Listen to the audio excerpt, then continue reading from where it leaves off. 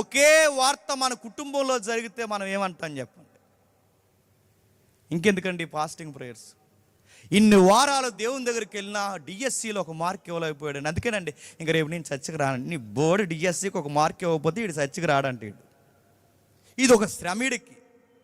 మళ్ళీ అడుగుతున్నాను, కొంతమందికి ఏదైనా తలనొప్పి వస్తే చాలండి యేసుప్రభు మీద కోపం ఇస్తారు. ఏదైనా ఇబ్బంది జరిగితే మళ్ళీ డిమాండ్స్ తెలిసి మధ్య ఎక్కడలేడు. మరి ఈ పొగరబోతు ప్రార్థనలు ఎలా వచ్చినా తెలియదు, కానీ ఇలా కొట్టి నువ్వు ఇస్తావు ఎవడో ఏం చేస్తావు? నడుతూ నువ్వు ఇస్తావంటే నువ్వు పడు, దేవుడు కొన్ని నీకు అనుమతిస్తాడు, నువ్వు పడు. వ్యాధొస్తే దేవుడు నమ్మవా? శ్రమ వస్తే దేవుడు నమ్మవా? అనుకున్న ఉద్యోగం రాకపోతే నమ్మవా? నీకు పిల్లలు పుట్టకపోతే నమ్మవా? నీకు అనుకున్న సంతానం కలిసి రాకపోతే నమ్మవా? నీ సంసారం నీకు సమాధానంగా లేకపోతే నమ్మవా? కలిసి వస్తే నమ్ముతావా? బయటోళ్ళు ఆపద మొక్కుల దేవుళ్ళని నమ్ముతున్నారు, ఈ దేవుని కూడా ఆపద మొక్కుల దేవుని చేసావా?